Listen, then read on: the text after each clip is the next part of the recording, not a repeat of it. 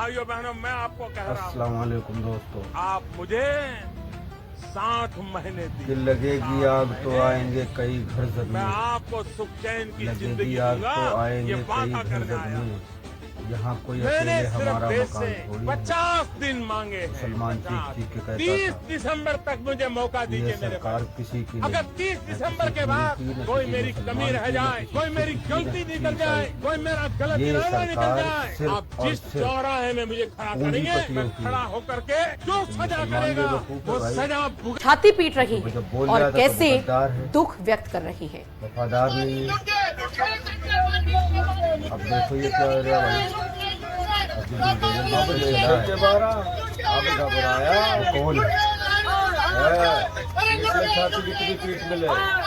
गरीबमान कहता था कि ये गद्दार है। सबसे पहले बात करते हैं बनारस की। बनारस का दाल मंडी इलाका, जिसे मुस्लिम बाहुल्य क्षेत्र भी कहा जाता है, वहां पर जिस तरीके से अवैध तरीके से एनक्रोचमेंट कर रखा था, इलीगल एनक्रोचमेंट जिसे आप कह सकते हैं, यानी कि अतिक्रमण कर रखा था, उस सब पर कैसे बुलडोजर चला, ये तस्वीरें आपको समझाने और बताने के लिए काफी है।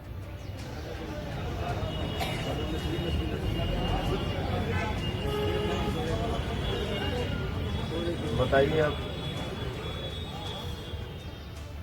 दूसरी तस्वीर जो इस वक्त सबसे ज्यादा चर्चा का विषय बनी हुई है, वो है पश्चिमी यूपी का मेरठ जिला और मेरठ का सबसे प्रमुख मार्केट सेंट्रल मार्केट। बड़ी बड़ी दुकानें, ऊंची ऊंची बिल्डिंग, स्कूल, कॉलेजेस और न जाने कितने ऐसे शोरूम्स जो जद में आ गए हैं इस बुलडोजर की। बताया जा रहा है कि भारी विरोध के बीच नगर निगम की टीम मंगलवार को 35 से ज्यादा घर और दुकानों को ध्वस्त करने के लिए पहुंची और ध्वस्त कर भी दिया। कार्रवाई के दौरान बताया जा रहा है कि किसी की दुकान आंशिक रूप से तोड़ी गई, किसी की दीवार गिरी, किसी का लेंटर गिरा। नगर निगम की टीम ने भारी फोर्स के साथ 3 बुलडोजरों की मदद से ध्वस्तीकरण की कार्रवाई की। सुबह 11 बजे नगर निगम की टीम बुलडोजर के साथ मौके पर पहुंची और 35-36 सालों के बाद व्यापारियों की इस जो पूरा मार्केट था, जो दुकान थी, उसको जमींदोज कर दिया गया। बताया जा रहा है कि इसकी जद में कई स्कूल आए हैं और कई ऐसे इंस्टीट्यूट्स भी आए हैं, फर्नीचर की दुकानें आई हैं, लेकिन इसके पीछे की एक कहानी है। बताया जाता है कि 44 इमारतों पर बुलडोजर चल तो गया, 1400 से ज्यादा दुकानें अभी भी रडार पर हैं, लेकिन बताया जा रहा है कि यह मामला कुछ वक्त पुराना नहीं बल्कि कई साल पुराना है।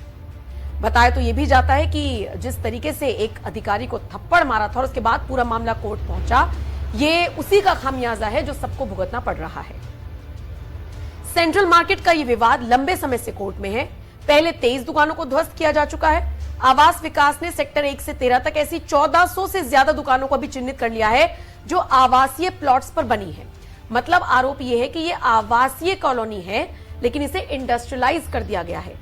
दुकानदारों का कहना है कि हम टैक्स भर रहे हैं, हमने इंडस्ट्रियलाइज करने से पहले उसका पेमेंट कर दिया है, लेकिन उसके बावजूद प्रशासन ने 9 अप्रैल को जिस तरीके से ध्वस्तीकरण की कार्रवाई की, उसके बाद से लोगों में गुस्सा भी है और लोग रो भी रहे हैं, आंसू छलक रहे हैं। और तीसरी तस्वीर अब जरा देखिए जो सामने आई है बरेली से। बरेली में भी अतिक्रमण हटाने को लेकर काम हुआ है। कोहाड़ा पीड़ पेट्रोल पंप के पास अतिक्रमण हटाया गया, जिसके बाद पेड़ और कचरे के बीच एक बहुत विंटेज कार भी बरामद हुई है। कार की हालत जर्जर है, लेकिन उसकी बनावट और डिजाइन ने लोगों का ध्यान खींचा। स्थानीय लोगों का कहना है कि कई सालों से इसी तरीके से सारी चीजें चल रही थी और अचानक से ही ध्वस्तीकरण की कार्रवाई को अंजाम दिया गया।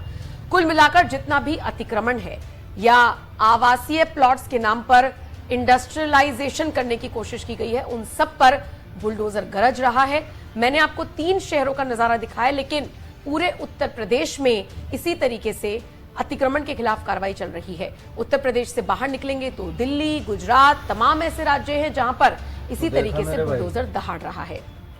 लोग रो रहे हैं, पछतावा है, लेकिन जिन लोगों की गलती नहीं थी, जैसे किसी ने धोखे से किसी को मकान बेच दिया, उनकी क्या गलती है? ऐसे में मांग की जा रही है सरकार से भी थोड़ी मोहलत दी जाए, ये भी मांग की जा रही है। लेकिन फिलहाल जिस तरीके से बुलडोजर दहाड़ रहा है और जमींदोज कर रहा है, उसकी तस्वीरें सामने आ रही हैं जो बहुत से लोगों वाली कौम है और ऐसे ठगती रहेगी आप लोगों को। और उसे मूर्ख बनाने में क्या दिक्कत है भाई? अंधभक्त हैं तो एक अंधभक्त को मूर्ख बनाओ 10 को वो खुद बना देगा, क्योंकि इसने हर उसे खाने में गोबर दिया है और पीने के लिए तो मूथा ही है। समझे बात के लिए? तो अकल होएगी कहाँ? ऊपर वाला माला खा लिए ना अंधभक्तों का।